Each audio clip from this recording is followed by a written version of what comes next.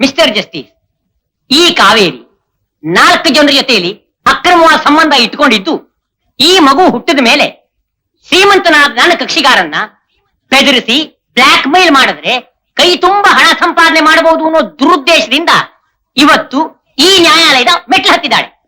ಈ ಮಗುಗೆ ನನ್ನ ಕಕ್ಷಿಗಾರನೇ ತಂದೆ ಅನ್ನೋದಕ್ಕೆ ಏನ್ ಆಧಾರ ಇದೆ? ತಂದೆ ಅಂತೆ ಮಗು, ಗುರು ಅಂತೆ ಶಿಷ್ಯ ಅಂತಾರೆ. ಆ ರೀತಿಯಾದ್ರೂ ನೋಡೋಣ ಅಂದ್ರೆ ಈ ಮಗುಗೂ ನನ್ನ ಕಕ್ಷಿಗಾರನಿಗೂ ಯಾವೊಂದು ವಿಧವಾದ ಹೋಲಿಕೆಯನ್ನು ಇಲ್ವಲ್ಲ.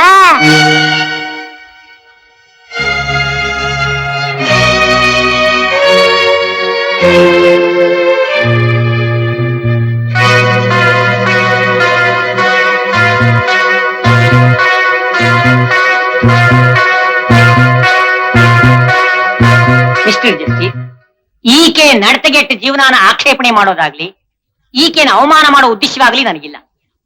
ನಾನು ಹೇಳೋದಿಷ್ಟೇ, ನನ್ನ ಕಕ್ಷಿಗಾರ ಯಾರು ಸಮಾಜದಲ್ಲೇ ಗಣ್ಯ ವ್ಯಕ್ತಿಗಳು, ಮರ್ಯಾದಸ್ಥರು, ಗೌರವಸ್ಥರು, ಗುಣಾಢ್ಯರು. ಇಂಥವರ ಚಾರಿತ್ರ್ಯವಧೆ ಮಾಡೋದು ಅಕ್ಷಮ್ಯ ಅಪರಾಧ ಅಂತ ನಾನು ಹೇಳ್ತಾ ಇದ್ದೀನಿ. That's all mister justice.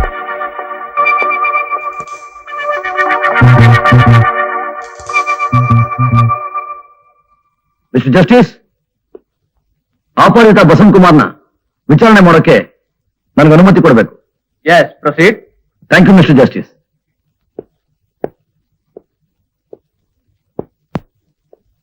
ನಿಮ್ಮ ಹೆಸರು? ಬಸಂತ್ ಕುಮಾರ್.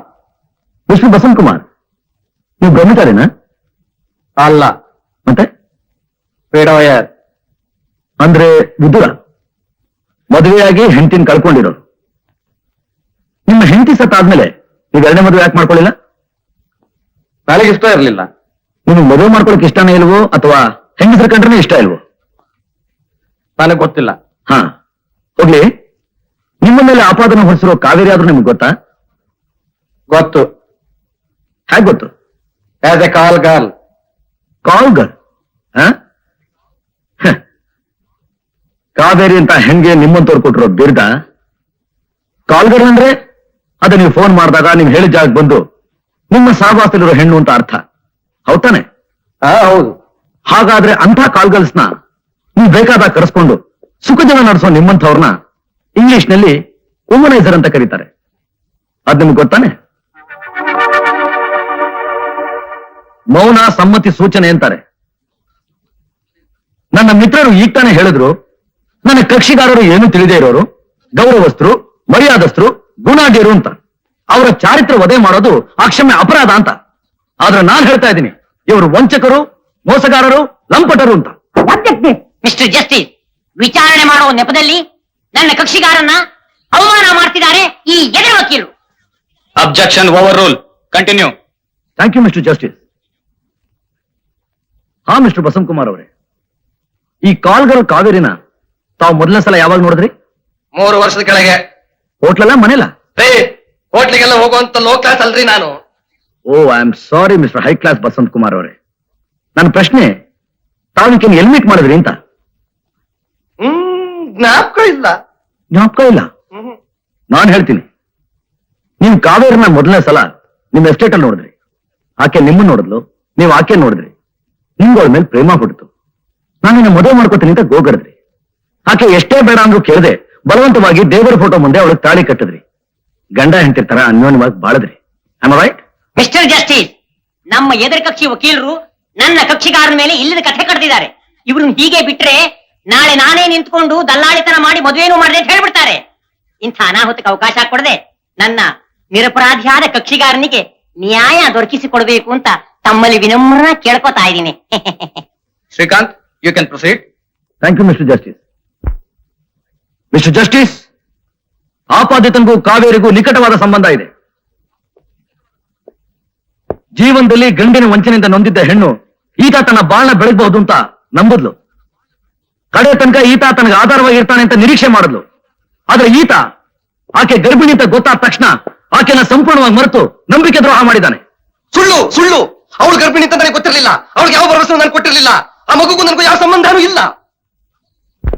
ಸಂಬಂಧ ಇಲ್ಲ? ಇಲ್ಲ. ನಿಮ್ಮ ಮನಸ್ಸಾಕ್ಷಿಯಾಗ್ಲೂ ಹೇಳಿ. ನನ್ನ ಮನಸ್ಸಾಕ್ಷಿಯಾಗಿ ಹೇಳ್ತಾ ಇದ್ದೀನಿ, ನನಗೂ ಆಕೆಗೂ ಯಾವ ಸಂಬಂಧನೂ ಇಲ್ಲ. ಮಿಸ್ಟರ್ ಜಸ್ಟಿಸ್, ಈ ಆಪಾದಿತಾನೇ ಮಗುವಿನ ತಂದೆ ಅಂತ ರುಜುವಾತ್ ಮಾಡೋಕೆ ಒಂದು ಮುಖ್ಯವಾದ ಆಧಾರ ಸಾಕ್ಷಿನ ನಿಮ್ಮ ಮುಂದೆ ಪ್ರತ್ಯಕ್ಷವಾಗಿ ತೋರಿಸೋಕೆ ನನಗೆ ಅವಕಾಶ ಕೊಡಬೇಕು. Yes, proceed. Thank you mister justice.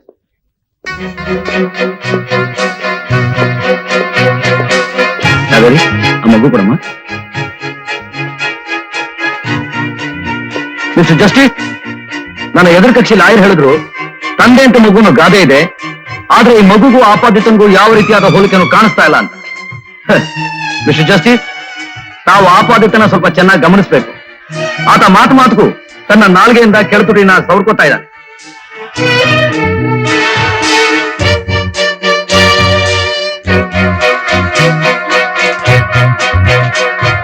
Mister justice, ಈಗ ಈ ಮಗುನ ನೋಡಿ. ಆಪಾದಿತನಾಗಿ ಇದು ಕೂಡ ತನ್ನ ನಾಲ್ಗೆಯಿಂದ ಕೆಳತುಟಿನ ಸವರ್ಕೋತಾ ಇದೆ. ಇದನ್ನೇ ಹೆರಿಡಿಟಿ ಅನ್ನೋದು, ರಕ್ತ ಸಂಬಂಧ ಅನ್ನೋದು, ಜನ್ಮ ಸಂಬಂಧ ಅನ್ನೋದು.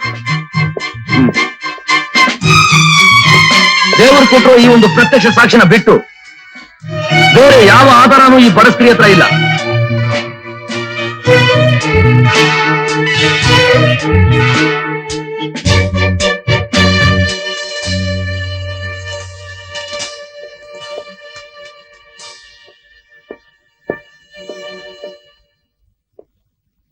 ಮಿಸ್ಟರ್ ಜಸ್ಟಿಸ್, ನನ್ನ ಕಕ್ಷಿಗಾರಳು ಸಮಾಜದಲ್ಲಿ ಹೊಂದಿರೋ ಒಂದು ಹೆಣ್ಣು, ಒಂದು ಮಗುವಿನ ತಾಯಿ. ಮಗುನ ಸಾಕ್ಬೇಕಾದ್ದು ತಂದೆ ತಾಯಿಗಳ ಹೊಣೆ. ಆ ಹೊಣೆಯಿಂದ ನುಡಿಸಿಕೊಳ್ಳೋ ಪ್ರಯತ್ನ ಮಾಡಿರೋ ಈ ಆಪಾದಿತನ್ಗೆ ನ್ಯಾಯಾಲಯ ಸರಿಯಾದ ದಂಡನೆ ವಿಧಿಸಿ ನಾಳಿನ ಪ್ರಜೆಯಾಗೋ ಈ ಮಗುವಿನ ಭವಿಷ್ಯಕ್ಕೆ ಅನುಕೂಲ ಮಾಡಿಕೊಡ್ಬೇಕು ಅಂತ ಹೇಳಿ ನನ್ನ ಈ ವಾದನ ಮುಗಿಸ್ತಾ ಇದ್ದೀನಿ. That's all mister justice.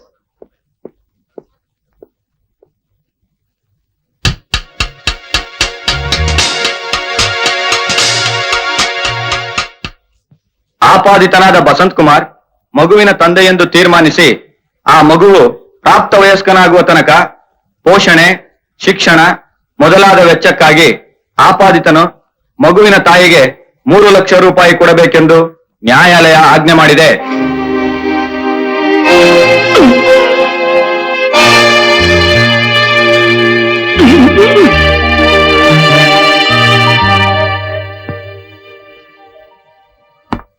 Sir, ನನಗೂ ನನ್ ಮಗುಗೂ ನೀವು ಮಾಡಿದ ಉಪಕಾರನ ನಾನ್ ಯಾವತ್ತೂ ಮರೆಯಲ್ಲ. ಚೇಚೆ, ಹಾಗೆಲ್ಲ ಹೇಳ್ಬೇಡಮ್ಮ. ದೇವ್ರು ದೊಡ್ಡವನು. ಕೊನೆಗೂ ನಿಂಗೆ ನ್ಯಾಯ ಸಿಕ್ತಲ್ಲ, ಅದೇ ನಂಗೆ ಸಂತೋಷ. ನೋಡಮ್ಮ, ಬರುವ ನನ್ನ ಬ್ಯಾಂಕ್ ನಲ್ಲಿ ಫಿಕ್ಸ್ಡ್ ಡೆಪಾಸಿಟ್ ನಲ್ಲಿ ಇಟ್ಟು ಅವ್ರು ಕೊಡೋ ಬಡ್ಡಿನಲ್ಲಿ ಜೀವನ ನಡೆಸು.